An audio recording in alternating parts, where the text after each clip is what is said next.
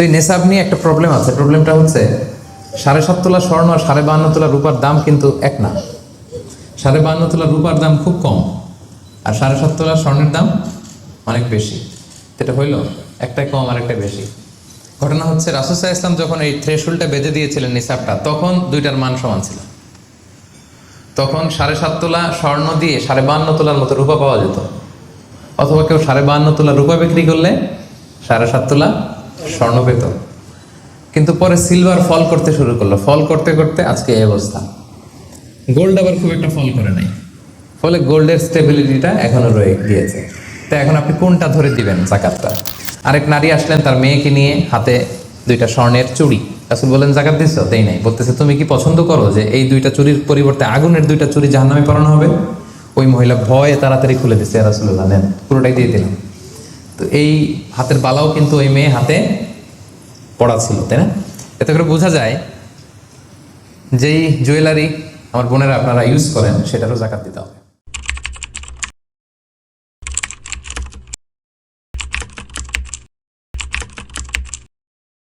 মিজানুর রহমান আজহারের আলোচনা অনুসারে জাকাত ইসলামের পঞ্চস্তম্ভের অন্যতম, যা সম্পদশালী মুসলমানদের জন্য ফরজ ইবাদত। এই বিধানের মাধ্যমে সম্পদের পবিত্রতা অর্জন ও সমাজে অর্থনৈতিক ভারসাম্য রক্ষার মহান দর্শন নিহিত রয়েছে।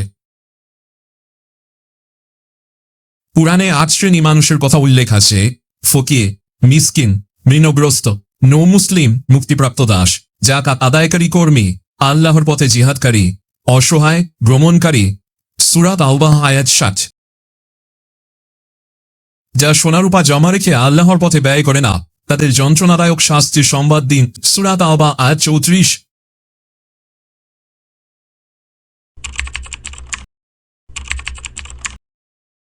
গরিবের ঈদ কুরবানির ব্যবস্থা, এতিমখানা মাদ্রাসার উন্নয়ন, অসুস্থ গরিবের চিকিৎসা। নিজের পিতামাতা ও সন্তানদের দেয়া যাবে না। আশা করি আজকের আলোচনাটির মূল অংশ সম্পর্কে আপনাদের ধারণা সুস্পষ্ট। আরও বিস্তারিতভাবে জানতে আলোচনাটি আমলের নিয়তে মনোযোগ সহকারে শুনুন। প্রাইমারি শর্ত হচ্ছে নেশাব পরিমাণ সম্পদের মালিক হওয়া, আর এটা হাওলানিল হাওল 1 বছর থাকা। এগুলো হচ্ছে প্রাইমারি শর্ত।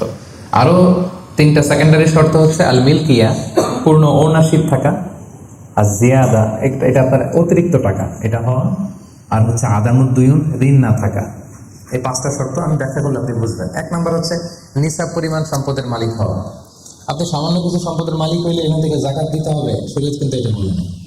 আপনি জাকাতের নিয়ম শুনে দেখবেন যে ইসলাম কতটা ব্যালেন্সড। একটা থ্রেশহোল্ড আছে, একটা স্ট্যান্ডার্ড আছে, এই মানে গেলে দিবেন। সেটা কত?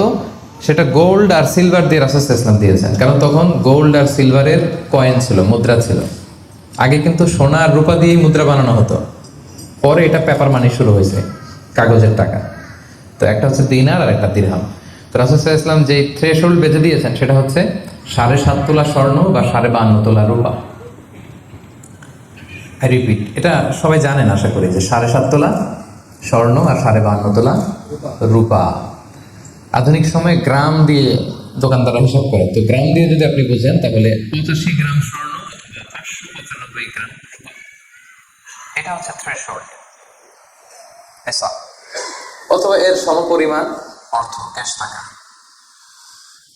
যদি আপনার কাছে থাকে, তাহলে আপনি নিসাবের মালিক হয়েছেন। যেদিন আপনি এই নিসাবের মালিক হবেন, ওই দিনটা আপনি ডায়েরিতে টুকে রাখবেন, কারণ এটা যদি 1 বছর আপনার কাছে এরকম থাকে, 1 বছর পরে যে আপনি জাকাত দিবেন, কিভাবে দিবেন আমি সামনে বলবো। তো এই নিসাব নিয়ে একটা প্রবলেম আছে। প্রবলেমটা হচ্ছে 7.5 তোলা স্বর্ণ আর 52.5 তোলা রূপার দাম কিন্তু এক না। 52.5 তোলা রূপার দাম খুব কম, আর 7.5 তোলা স্বর্ণের দাম অনেক বেশি। এটা হইল একটাই কম আর একটা বেশি। ঘটনা হচ্ছে রাসূল সাল্লাল্লাহু আলাইহি ওয়াসাল্লাম যখন এই থ্রেশহোল্ডটা বেঁধে দিয়েছিলেন নিসাবটা, তখন দুইটার মান সমান ছিল।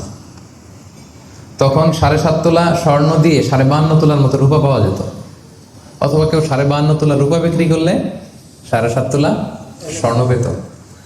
কিন্তু পরে সিলভার ফল করতে শুরু করলো, ফল করতে করতে আজকে এই অবস্থা। গোল্ড আবার খুব একটা ফল করে নাই, ফলে গোল্ডের স্টেবিলিটিটা এখনো রয়ে গিয়েছে। তো এখন আপনি কোনটা ধরে দিবেন জাকাতটা? যদি আপনি রূপা ধরেন, কথার কথা, রূপা যদি এই 1 ভরির দাম 1000 টাকা হয়, তাহলে 52.5 ভরির দাম কত? 52,000 টাকা।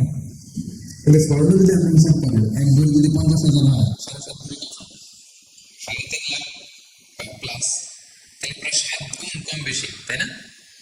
নিয়েই হয়ে গেছে জটিলতা। তো এখন আপনি কোনটা ধরে দিবেন? অনেকে বলে না গোল্ড দিব, কারণ গোল্ড ফল করে নাই, এটার যে স্ট্যান্ডার্ড এটা এখনো বজায় আছে। এটা নিয়ে অনেক আলোচনা, আমি খুব সংক্ষেপে বলি। কেউ বলে গোল্ড দিব, কেউ বলে রূপা দিব। এখন আমি কি বলি? আমি আপনাদেরকে সাজেস্ট করবো আপনারা রূপারটা ধরবেন। রূপারটা ধরলে কি লাভ হবে জানেন? দুই দিকেই লাভ, আপনারও লাভ, যিনি নিবে আরও লাভ। রূপারটা ধরলে বেশি সংখ্যক লোক জাকাত দান করতে হবে, তাই না? আর বেশি সংখ্যক গরিব লোকও টাকা পাবে, কি বলেন? তো দুই পক্ষে লাভ হইল না? এখন প্রশ্ন করতে পারেন হুজুর, ও পাইছে ওর লাভ, আমার লাভ কি? আপনার তো সবচেয়ে বড় লাভ, আপনি সওয়াব পাবেন আখিরাতে। এটা আমাদের বেশি দরকার না? কি বলেন? যিনি গ্রহীতা উনি পেয়ে লাভ, তার লাভ হইল, আর যিনি দাতা তিনি সওয়াব পেয়ে লাভবান হইলেন, তিনি সম্মানিত জাকাত দাতা হইলেন। অল্প আসুক না, ধরেন আপনার 1000 টাকা জাকাত আসছে, তারপরে যদি 1000 টাকা জাকাত দেন, এটা আপনার হৃদয়ে একটা প্রশান্তির কারণ হবে না যে আমি সম্মানিত জাকাত দাতা, আলহামদুলিল্লাহ আই এম এ জাকাত পেয়ার। এবং এত বড় একটা ফরজ ইবাদতের লিস্টে যে আপনি ঢুকতে পারছেন, এটাও তো কম কিসে, কি বলেন? এজন্য স্বর্ণেরটা না ধরে রূপারটা ধরবেন। আপনাদের যে টাকা পয়সা, আপনাদের তো হীরা দিয়ে করা দরকার আপনাদের নেশা।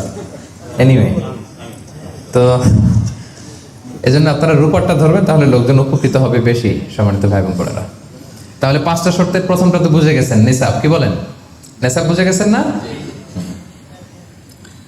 2 নম্বর শর্ত হচ্ছে শুধু এই নেশা পরিমাণ সম্পদের মালিক হইলেই হবে না ভাইয়েরা, এটাকে হাল আনিল হাউল বলে, মানে 1 বছর আপনার কাছে থাকতে হবে। দেখেন ইসলাম কতটা ভারসাম্যপূর্ণ। কিছু টাকা আপনার কাছে থাকলে এই জাকাত দাও না, এটা 1 বছর থাকতে হবে। যদি দেখা যায় যে আপনার সব খরচ শেষে 1 বছর এই টাকাটা আপনার কাছে অলস পড়ে আছে, তাহলে বোঝা গেল যে আপনি সম্পদশালী এবং আপনার অর্থের একটা স্টেবিলিটি আছে, কি বলেন? তাহলে আপনি নেশা পরিমাণ সম্পদের মালিক হলেন, এবং 1 বছর যদি থাকে, 1 বছর শেষে আপনি জাকাত দিবেন। এই বছরটা কিন্তু সৌর বছর না, সোলার ইয়ারে হিসাব করলে হবে না, এটা লুনার ইয়ারে, চান্দ্র বছরে।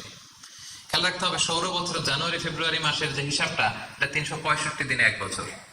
কিন্তু যেটা লুনার ইয়ার, চন্দ্র বছর, এটা কতদিন 1 বছর কে জানে? কেউ জানেন না? 300 হ্যাঁ 354 দিন, রাইট, 354 দিন, সামান্য কিছু সময়। তো 11 দিনের কিন্তু এখানে ডিফারেন্স আছে, 11 দিনের ডিফারেন্স আছে। তো আপনি হিসেব করবেন হচ্ছে চান্দ্র বছর অনুযায়ী, সৌর বছর অনুযায়ী না। তো সৌর বছর অনুযায়ী যদি করেন, তাহলে আপনার জাকাত কিন্তু 2.5% থাকবে না। চান্দ্র বছর অনুযায়ী আপনার 2.5%, সৌর বছর করলে ওইটা 2.58% হয়ে যাবে। একটু বাড়বে না? কারণ কতদিন বেশি? 11 দিন বেশি, পার্সেন্টেজও বেড়ে যাবে। তখন কিন্তু জাকাত আপনার 2.5% থাকবে না, 2.58%। বলার আগে বুঝে যায়, কারণ সব ব্যবসায়ী সারাদিন ক্যালকুলেটর নিয়ে কোথেকে শিখবেন হলো, কত মিলিয়ন গেল, কত মিলিয়ন ঢুকলো, সব মুখস্থ গেল, বলার আগে বুঝে ফেলেছে চটচট করে। তখন আর 2.5% হচ্ছে না, 2.58% হচ্ছে। তাহলে সম্মানিত ভাইরা, আপনি ধরেন, উদাহরণস্বরূপ ধরেন যে আপনি গত রমজানের 20 তারিখে সর্বপ্রথম নিসাব পরিমাণ সম্পদের মালিক হয়েছে। তো তারপরে আপনি খেয়াল করবেন যে দেখি সারা বছর এই পরিমাণ অতিরিক্ত অলস টাকা আমার কাছে পড়ে থাকে কিনা। থাকতে থাকতে থাকতে থাকতে এই রমজানের 20 পর্যন্ত দেখেন যায় টাকা ওইটা তো আছে, আরো হয়েছে টাকা। তো তার মানে আপনি এখন জাকাত দিবেন, যেহেতু নেসাবের মালিকও হয়েছেন, আবার পূর্ণ একটা চন্দ্র বছরও আপনার অতিক্রম করেছে, স্থায়ী হয়েছে, তখন আপনি জাকাত হিসাব করবেন। তাহলে 2টা শর্ত বুঝলেন না? 3 নাম্বার হচ্ছে ওনারশিপ, আপনার মালিকানা থাকতে হবে। যে সম্পদটা আছে খালি আপনার কাছে টাকা থাকলেই হবে না, এটা কমপ্লিট, আরবিতে তাসাররুফ বলে, কমপ্লিট ওনারশিপ আপনার থাকতে হবে। এখন একজনের আমানতের টাকা আপনার আছে, ওটা আপনি জাকাত দিতে পারবেন? একজন 5 লাখ টাকা আমানত রাখছে, আপনি এটা জাকাত দেওয়া শুরু করছেন, হবে? এটা তো উনি জাকাত দিবে, এটা তো আপনার আমানতের টাকা, এই টাকা তো আপনার বুঝাই দিতে হবে। তো আমানতের টাকা কিন্তু কমপ্লিট ওনারশিপ আমার থাকে না, এটার হিসাব আমি করবো না। তো এটা বুঝে গেলেন। 4 নাম্বার হচ্ছে এই টাকা আপনার অতিরিক্ত হইতে হবে, আরবিতে বলে জিয়াদা। দেখেন ইসলাম কত সুন্দর। ইসলাম বলে আপনার নিজের পার্সোনাল এক্সপেন্সিস, আপনার লিভিং কস্ট, আপনার সব ধরনের অ্যাকোমোডেশন, আপনার ট্রান্সপোর্টেশন এক্সপেন্সিস, আপনার মেডিকেল এক্সপেন্সিস, আপনার বাচ্চার স্কুলিং, আপনার ইয়ারলি ট্রিপ যদি থাকে, এন্টারটেনমেন্ট, ধরেন বছরে আপনি একবার ফ্যামিলি আউটিং করেন, এই খরচটা, যত খরচ আপনার হতে পারে, এই সব খরচ শেষেও কিছু টাকা আপনার থেকে যায়, ইসলাম বলে ওইটার উপরে জাকাত দিবে। সুবহানাল্লাহ। জিয়াদা, অতিরিক্ত হওয়া শর্ত। আপনার লাগে, যদি আপনার এই টাকা লাগে, ওটা তো আপনি ইউজ করবেন। আপনার টাকার ব্যবহারের জন্য সবচেয়ে বেশি হকদার কে? আপনি নিজে। আপনার সব খরচ আলহামদুলিল্লাহ সুন্দরভাবে চলে, এরপরেও কি নিসাব পরিমাণ টাকা বছরব্যাপী যখন আপনার রয়ে গেল, ইসলাম বলে জাস্ট 2.5%। সুবহানাল্লাহ, তাহলে অতিরিক্ত হইতে হবে। সর্বশেষ শর্ত, 5টা শর্তের সর্বশেষ শর্ত হচ্ছে ঋণ থাকতে পারবে না। ঋণ থাকলে ওইটা জাকাত থেকে বাদ যাবে। ধরেন আপনার আছে 5 লক্ষ, কিন্তু আবার ঋণও আছে 5 লক্ষ, কথার কথা তো, এটা তো আপনি আগে ঋণ দিবেন, আপনার জাকাত দিতে পারবেন না। এই কথাটা কি বুঝতে পারছেন? আচ্ছা, ঋণ ভাই 3 ধরনের। কয় ধরনের? 3 ধরনের। একটা হচ্ছে আপনার একবারে পরিশোধ করতে হবে, এরকম ঋণ থাকে না, যে আমি মুরাদ ভাইয়ের কাছ থেকে 1 লক্ষ টাকা নিলাম, আজকে আমার জাকাতের হিসাব করার ডেট, তো 1-2 মাসের মধ্যে টাকাটা দিতে হবে। তো তখন এই যে 1 লক্ষ টাকা উনি পাবে, এই টাকাটা আমি বাদ দিব আমার অন্যান্য অ্যাসেট থেকে। বাদ দিয়ে যদি দেখি যে না, তারপরে জাকাত হয় দিব, আর না হলে দিব না, কারণ এটা একবারে দিতে হবে। ওনারা বলছে যে 1 লক্ষ আমি একবারে দিয়ে দিব আপনাকে 1 মাস পরে, এইভাবে ঋণটা নিয়েছিলাম। তাহলে কিছু কিছু ঋণ আছে একবারে পরিশোধযোগ্য, ওকে, এটা জাকাতের ক্যালকুলেশন থেকে বাদ যাবে। কিভাবে বাদ যাবে আমি ক্যালকুলেশন করে দেখাবো।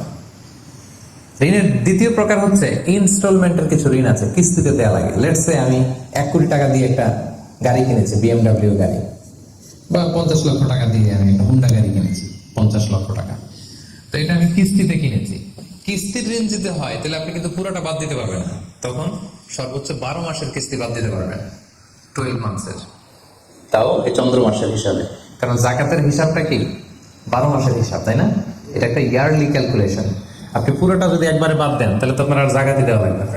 কি বলেন? বাংলাদেশে অনেক বড় বড় সিআইপি ব্যবসায়ী আছে, ওনারা হাজার হাজার কোটি টাকা ব্যাংক থেকে ব্যবসায়ের কারণে ঋণ নেন, এবং ওনাদের ঋণ খেলাপি হয়। তো ওনারা যদি বলে হুজুর আমার তো ঋণ আছে, তো উনি আর জাকাত দিবে কি? ওনারাই তো আমার জাকাত দেওয়া লাগবে এখন। কি বলেন? এখন বড় বড় সিআইপিরা যদি ঋণের দোহাই দেয়, উনি আর জাকাত দিবে কি? উনি তো ঋণী, তো ওনারাই কিছু জাকাত আমাদের দেওয়া লাগবে, কারণ আমরা জাকাতের 8টা খাতের মধ্যে একটা করেছি, না? কি বলেন? ঋণগ্রস্ত ব্যক্তিকে জাকাতের টাকা দিয়ে হেল্প করা যায়, তো উনি আর দিবে কি? ওনারা দেয় আমরা। ওই ঋণ বাদ দেওয়া যাবে না। ইনস্টলমেন্টের ঋণ হইলে 12 মাসের, আর ওইরকম ঋণ খেলাপি 1000 কোটি টাকা, এগুলো বাদ দেওয়া যাবে না। 3 নাম্বার ঋণ হচ্ছে লাক্সারি পণ্য কিনতে যে ঋণ হয়, এই ঋণ জাকাত থেকে বাদ দেওয়া যাবে না। বিলাসিতামূলক কিছু যদি আপনি কিনেন, আপনি একটা লাম্বরগিনি কিনলেন 10 কোটি টাকা দিয়ে, এটা আপনি জাকাত থেকে বাদ দিতে পারবেন? পারবেন না। তাহলে লাক্সারি আইটেমের যে ঋণ, এটা বাদ দেওয়া যায় না। তাহলে ঋণের ব্যাপারটা পুরোপুরি বুঝে গেছেন না?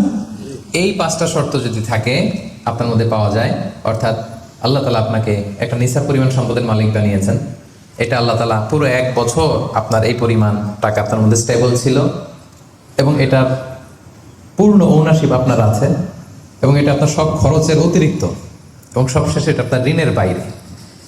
ওই সম্পদ থেকে আল্লাহ তাআলা আপনাকে জাকাত দিতে বলেছেন। তাহলে জাকাতের শর্ত সবার ক্লিয়ার? এবার হচ্ছে জাকাত যোগ্য সম্পদ কি কি? জাকাতে বলে অ্যাসেট, সব সম্পদে জাকাত হয় না। এই পয়েন্টটা খুব গুরুত্বপূর্ণ, আপনাদেরকে মনোযোগ দিয়ে শুনতে হবে। আপনারা মনোযোগ দিয়ে শুনতেছেন তো? আপনি ধরেন ওই যে উদাহরণ দিয়েছিলাম, গত রমজানের 20 তারিখে নিসাব পরিমাণ সম্পদের মালিক হয়েছেন, দেখলেন সারা বছর আছে এই টাকাটা, তো এই 20 রমজানে তো আপনি এখন হিসাব করবেন, তাই না? তো হিসাবে আপনি কি কি ধরবেন? সব সম্পদে জাকাত নাই। আপনার বাসার যে ফার্নিচার, এটা হিসাব করা লাগবে না। আপনার যে ফ্রিজ, আপনার যে এয়ারফোন, আপনার যে থাকার যে ফ্ল্যাটটা, আপনার যে বাংলো বাড়ি, এগুলোতে কোনো জাকাত নাই। আপনার চলার জন্য যে গাড়িটা লাগে, এগুলোতে কোনো জাকাত নাই। আপনার নিজের জন্য যে ল্যাপটপ, মোবাইল, যত কিছু আছে, গ্যাজেট বলেন, এগুলোতে কোনো জাকাত নাই। তাহলে কিসে জাকাত আছে? জাকাতে বলে অ্যাসেট কি, জাকাতযোগ্য সম্পদ কি, সেটা আমরা শুনি। 1 নাম্বার হচ্ছে সোনা রূপা, gold and silver in its any form, যে কোনো ফর্মে, যে কোনো ফর্মে। এটা জুয়েলারি হোক, অর্নামেন্টস হোক, এটা বার হোক, বিস্কিট হোক। অনেকে গোল্ডের বার কিনে না, দেখবেন 999 ফাইনেস্ট গোল্ড, একেবারে খাপটাত নাই, 24 ক্যারেটের গোল্ড, 999 লেখা থাকবে ওটার উপরে চকচকে, আপনার গোল্ডের বার, গোল্ডের বিস্কিট। অনেকে শখ করে গোল্ডের প্লেট, টেট, তৈজসপত্র এগুলো কিনে। হ্যাঁ, স্বর্ণের ঘড়ি অনেকে কিনে। পুরুষের জন্য কিন্তু স্বর্ণের ঘড়ি, আংটি কোনোটাই পরা বৈধ না। কিন্তু যদি কেউ কিনে, স্বর্ণের কলম আছে, শখ করে কিনে অনেকে, টাকা রাখার জায়গা পায় না, তো ভাবে যে একটা কলম কিনে ফেলি স্বর্ণের, তারপর স্বর্ণের ঘড়ি, স্বর্ণের এই সেই। তো এরকম জুয়েলারি বলেন, তৈজসপত্র বলেন, যা যা আছে আপনার সব হিসাব করতে হবে in its any form. Gold and silver, এটা জাকাতেবল অ্যাসেট। বোনেরা অনেক সময় প্রশ্ন করে, যে যেই গহনা আমি পরি এটারও কি যাকাত দিতে হবে? ইখতিলাফপূর্ণ মাসালা, বিশুদ্ধ মত হচ্ছে দিতে হবে। 3 মাযহাব বলছে দেয়া লাগবে না, এবং আবু হানিফা বলছে দেয়া লাগবে, এবং আবু হানিফা রাহিমাহুল্লাহর কথাটাই ভ্যালিড, বেশি যুক্ত। সুনানে আবু দাউদের হাদিস, আম্মা জান আয়েশা রাদিয়াল্লাহু তাআলা আনহা স্বর্ণের বা রূপার একটা আংটি পরে আছেন, রাসূল সাল্লাল্লাহু আলাইহি ওয়াসাল্লাম বলেন যাকাত দিছো? আম্মা জান বলেন না, এটা পড়ছি যাতে আপনার সামনে আমি আমার সৌন্দর্য বাড়াতে পারি। রাসূল সাল্লাল্লাহু আলাইহি ওয়াসাল্লাম বলেন হাসবুকি মিনান নার, জাহান্নামে ঢুকাতে এটাই যথেষ্ট। সাথে সাথে যাকাত দিয়ে দিলেন আম্মা জান আয়েশা। তো আম্মা জান আয়েশা তো এটা পরিহিতা ছিলেন, কি বলেন। আরেক নারী আসলেন তার মেয়েকে নিয়ে, হাতে 2টা স্বর্ণের চুড়ি। রাসূল বলেন যাকাত দিছো? দেই নাই। বলতেছে তুমি কি পছন্দ করো যে এই 2টা চুড়ির পরিবর্তে আগুনের 2টা চুড়ি জাহান্নামে পরানো হবে? ওই মহিলা ভয়ে তাড়াতাড়ি খুলে দিচ্ছে, ইয়া রাসূলুল্লাহ নেন, পুরোটাই দিয়ে দিলাম। তো এই হাতের বালাও কিন্তু ওই মেয়ে হাতে পড়া ছিল, তাই না? এতে করে বোঝা যায় যেই জুয়েলারি আমার বোনেরা আপনারা ইউজ করেন সেটারও যাকাত দিতে হবে, আপনার সিন্ধুকে থাক, গলায় থাক, আপনি সব কাউন্ট করে যাকাত দিবেন। তবে আপনি বিক্রয় মূল্য হিসাব করবেন, কারণ আপনি 1 লক্ষ টাকা দিয়ে একটা নেকলেস কিনছেন, বেচতে গেলে কি 1 লক্ষ পাবেন? কথা বোঝেন নাই? পাবেন? এটার সাথে খাত আছে, এটার মেকিং চার্জ আছে, জুয়েলারি দোকানের একটা মেকিং চার্জ রাখে। তো আপনি যখন আপনার নেকলেসটা বিক্রি করতে যাবেন, ওরা 20% কাট করে দিবে। 1 লক্ষ টাকার নেকলেস আপনি দোকানে বেচতে গেলে কত টাকা পাবেন? 80,000 টাকা হিসাব করবেন, বিক্রয় মূল্য ধরতে হবে। তো তাহলে সম্মানিত ভাই বোন বোনেরা, zakatable asset 1 number gold and silver, 2 number হচ্ছে ক্যাশ। ধরেন আজকে আমি আমার যাকাত হিসাব করতে বসছি, তো আমি দেখতেছি যে আমার স্বর্ণ টর্ণ কি আছে না আছে, আমি হিসাব করতেছি। স্বর্ণের পালা গেলে এবার আমি হিসাব করবো আমার ক্যাশ কোথায় আছে, পকেটে কত, ওয়ালেটে কত, ড্রয়ারে কত, ব্যাংকে কত, কারেন্ট অ্যাকাউন্টে কত, ফিক্সড অ্যাকাউন্টে কত, সেভিংস অ্যাকাউন্টে কত। যত জায়গায় আপনার যত ক্যাশ ফর্মে টাকা আছে এটা আপনি হিসাব করবেন, এগুলো যাকাতেবল অ্যাসেট। আরো কিছু সম্পদ আছে, এগুলো ক্যাশ না, তবে ইজিলি লিকুইডেট করা যায়, চাইলে টাকা বের করে আনা যায়, যেমন প্রাইস বন্ড অনেক কিনে রাখে না, আমাদের ডাক বিভাগের সঞ্চয়পত্র আছে না, এগুলো ফিক্সড ডিপোজিট, অনেকে ইন্স্যুরেন্স করে, লাইফ ইন্স্যুরেন্স, এগুলো চাইলে আপনি টাকা বানাতে পারেন। তো এটা অনেকে বলে হুজুর তো ম্যাচিউরড হয় না, কিভাবে করবো? এটা ব্যাংকে আপনি নক দিলে ওরা স্টেটমেন্ট দিবে যে আজকে এই ডিপোজিটটা ভাঙালে কত পাবেন, একটা স্থিতি দেখাবে, এটা আজকের স্টেটমেন্ট। ওই স্টেটমেন্ট আপনি বের করে নিয়ে আসবেন যে আজকে 20 রমজানে যদি আমি এটা ভাঙাই তো আমি পাবো এত, তাহলে এটার মালিক আপনি, এটা আপনি যোগ দিবেন। তাহলে বুঝতে পারছেন এটা, এগুলো যাকাতেবল অ্যাসেট। আচ্ছা গেল। এরপরে ব্যবসার সম্পদ, উরুদ উত্তেজারা, যত ব্যবসার সম্পদ আছে এটা কিন্তু আপনি জাকাতের হিসাব করবেন। উদাহরণ দিই, একজন বিস্কিট ফ্যাক্টরির মালিক, উনি বিস্কিট বিক্রি করে। তো আজকে আমি যে জাকাতের হিসাব করতে বসছি, আমি আমার কোম্পানিতে ফোন দিয়ে আজকে কত carton biscuit ready to sell, কত কার্টুন, ধরেন 50,000 পিস, তো এটার দাম কত বিক্রয় মূল্য আমি যোগ দেব। তারপরে বিস্কিট বানাতে যে র মেটেরিয়াল, হ্যাঁ, গম লাগে, সুগার লাগে, ইত্যাদি ইত্যাদি যা লাগে, এগুলোর যে প্রাইস, এটা আমি এটাও আমি যোগ দেব। ওখানে ধরবো না কি, ওখানে ধরবো না হচ্ছে যেটা ফিক্সড অ্যাসেট। ব্যবসার ক্ষেত্রে ফিক্সড অ্যাসেট ধরতে হয় না, যেমন ধরেন আপনার ফার্নিচার বা কারো বিস্কিট ফ্যাক্টরি, তার ফ্যাক্টরির যে জায়গাটা, এটা আসবে না। মেশিনারি, যে মেশিনে করে বিস্কিট বানায়, ওইটা আসবে না। তারপরে ধরেন এটা লরি ট্রাকে করে বিভিন্ন জায়গায় আমি পাঠাই আমার প্রোডাক্টগুলো, এই যে ট্রাকের দাম টাম, এগুলো কিন্তু ধরা হবে না, এগুলো ফিক্সড অ্যাসেট, মেশিনারি ধরতে হবে না। শুধু প্রোডাক্ট রেডি টু সেল অথবা র মেটেরিয়াল, এগুলো ধরবো। শেয়ার বাজার আছে, অনেকে শেয়ার কিনে, এটাও আপনি ধরবেন, ওদিন আপনি হিসেব করবেন।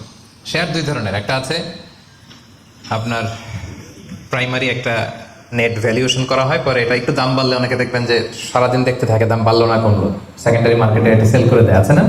তো এটা আজকের দিনে আমার এই শেয়ারটা সেল করলে কত প্রাইস পাবো, ওই প্রাইসটা আমি যোগ দিয়ে দিব। ওকে, আচ্ছা গেল। আরেকটা আছে কোম্পানি শেয়ার কিনে অনেকে, ধরেন বিশাল বড়, বাংলাদেশে বড় কোম্পানি বেক্সিমকো কোম্পানি, তারপর ওই কোম্পানি, এটাকে আপনি শেয়ার কিনবেন, লং টার্ম ইনভেস্টমেন্ট শেয়ার থাকে, ওইটা কিভাবে ধরবেন? ওইখানে কোম্পানির অ্যাকাউন্টসে আপনি নক দিলে যাকাতেবল অ্যাসেট কত আছে এটা ওরা বলে দিবে। বড় কোম্পানিগুলোতে ম্যাক্সিমাম 40% যাকাতেবল অ্যাসেট থাকে। এই যে লিস্টগুলো আপনাকে শোনালাম, এগুলো হচ্ছে যাকাতযোগ্য সম্পদ, আপনার এগুলোর উপর যাকাত আসে। আজকে 20 রমজান, আমার 1 বছর হয়েছে, এগুলো সবগুলো আমি যোগ দিব। তাহলে যাকাতযোগ্য সম্পদ কি, মোটামুটি একটা ধারণা পেয়েছি না? পেলাম। এবার সহজে যাকাত কিভাবে হিসাব করব? অর্ধেক তো হিসাব করেই ফেললাম, কি বলেন? এই যে লিস্ট করে করে স্বর্ণ, ক্যাশ, ডিপোজিট, সঞ্চয়পত্র, আমার শেয়ার বাজার, আমার ইনভেস্টমেন্ট, আমার ডিপোজিট, আমার এটা করতে করতে করতে করতে বিশাল, ধরেন একটা উদাহরণস্বরূপ বলি যে ধরেন 20 লাখ দাঁড়ালো আমার, 20 লাখ টাকা, স্বর্ণের দাম সহ ইত্যাদি সহ সবসময়। এবার হিসাবটা কিভাবে করব? হিসাবটা খুব সহজ। আমার জাকাতে বলেছে তো আমি সব হিসাব দিয়ে পাইলাম কয় লাখ টাকা, 20 লাখ। এবার আমার যদি ঋণ থাকে আমি ঋণটা এখান থেকে বাদ দেবো। আমরা শুরুতে বলছিলাম এক ধরনের ঋণ আছে একবারে দিয়ে দিতে হবে, এরকম একবারে ঋণ দেওয়ার যদি আমার কাছে থাকে ওইটা আমি বাদ দেবো। ধরেন আমার একবারে ঋণ দেওয়ার আছে 5 লাখ টাকা, যেটা আমাকে একবারই পরিশোধ করতে হবে অল্প কিছুদিনের মধ্যেই, তাহলে এটা আমি বাদ দিতে পারবো। তো 5 লাখ টাকা যদি 20 লাখ টাকা থেকে বাদ দিয়ে কত থাকে? 15 লাখ। এরপর আমি বলেছিলাম যে কিস্তিতে যে ঋণগুলো থাকে সেক্ষেত্রেও আমি বাদ দিতে পারবো ম্যাক্সিমাম 1 বছর, 12 মান্থস। ধরেন যে বড় একটা কিছু আমি কিনেছি, সেখানে 12 মাসের আমার যে ঋণ, সেই ঋণ আসতেছে ধরেন যে এই কিস্তিতে ধরেন আরো 5 লাখ, তাহলে কত বাদ গেল? 5 5 10 লাখ, থাকলো কত? এই 10 লাখ হচ্ছে আপনার নাও জাকাতেবল অ্যাসেট। এই 10 লক্ষের উপর আপনি 2.5% জাকাত দিবেন। আর হিসাবটা যদি আপনি সূর্য বছর অনুযায়ী করেন তাহলে 2.58% দিবেন। সহজ হয়ে গেছে না মোটামুটি? হ্যাঁ, মোটামুটি সহজ হয়েছে না? এরপর এক একজনের এক এক ধরনের বিজনেস, এক এক ধরনের কোশ্চেন থাকবে। এটা পার্সোনালি কোনো মুফতির কাছে বা যে কোনো স্কলারের কাছে আপনার পার্সোনাল আলাদা করে হিসাব করা লাগলে এটা করে নেবেন। কিন্তু ওভারঅল জাকাতের কিভাবে ক্যালকুলেট করতে হয় এবং প্রসেসটা কি, রাইট প্রসেস, এটার একটা ধারণা তো আপনারা পেয়েছেন নাকি? বুঝতে পারছেন না সবাই? আচ্ছা, এরপরে বলেছিলাম ফসলের জাকাত মানে কৃষি সম্পদের জাকাত। কিছু চাষ করলেই জাকাত দিতে হয় না, এটার একটা নিসাব আছে। সেটা হচ্ছে কমপক্ষে 18 মণ। কমপক্ষে কয় মণ? 18 মণ। কমপক্ষে 18 মণ হইলে ফসলের জাকাত দিতে। আল্লাহ বলেন, ইয়া আইয়ুহাল্লাযীনা আমানু আনফিকু মিন তাইয়্যিবাতি মা কাসাবতুম ওয়া মিম্মা আখরাজনা লাকুম মিনাল আরদ। জমিন থেকে যেটা উৎপন্ন করে দেই এটাও আল্লাহর রাস্তায় দান করো। ওয়া আতু হাক্কাহু ইয়াউমা হাসাদি, যেদিন ফসল হারভেস্টিং করে ঘরে তুলবেন ওই দিনই জাকাত দিতে হবে। মজার ব্যাপার হচ্ছে ফসলের ক্ষেত্রে বা কৃষিজ পণ্যের ক্ষেত্রে কিন্তু 1 বছর অপেক্ষা করা লাগে না। এর আগে টাকা পয়সা, স্বর্ণালঙ্কার এগুলো 1 বছর আছে কিনা দেখতে হয়। কিন্তু যারা কৃষি কাজ করে ফসলের ক্ষেত্রে 1 বছর 1 বছর নাই, ফসল যেদিন কাটবেন ওই দিনই ফসলের জাকাত। তো ফসলের জাকাতের জন্য 1 বছর ওয়েট করা লাগে না। তো আপনি নিজে ধরেন ধান খাওয়ার জন্য আপনি ফসল করছেন 10 মণ, ওটার জাকাত দেওয়া লাগবে? বুঝে থাকলে উত্তর দেন। 10 মণ ধান আমি করেছি, কেন লাগবে না? 18 মণ হয় নাই। দেখেন শরীয়ত কত সুন্দর, কিছু আপনি করলেই জাকাত দিতে বলে নাই। এটা একটা স্ট্যান্ডার্ড আছে। লাইসা ফিমা দুনা খামসাতে আউসুকিন সাদাকা, 5 ওয়াসাকের নিচে জাকাত হয় না। 1 ওয়াসাকে কত এভাবে হিসাব করে বের করা হয়েছে 720 কেজি, 18 মণ। 18 মণের নিচে হইলে জাকাত দেওয়া লাগবে না। আরেকটা ব্যাপার হচ্ছে যে কোনো ফসলে জাকাত হয় না যে ফসলগুলোকে গুদামজাত করা যায়।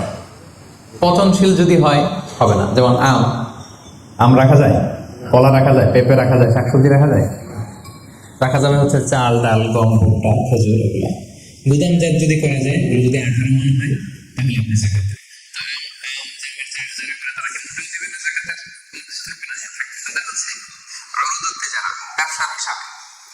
ওই যে হিসাব করবে যেদিন, ওই দিন দেখবে যে আজকে আমার বিক্রি করার মতো কয় খাঁচি আম আছে, 40 খাঁচি আছে, দাম কত, ওই অন্যান্য সাথে যুক্ত করে নেবে।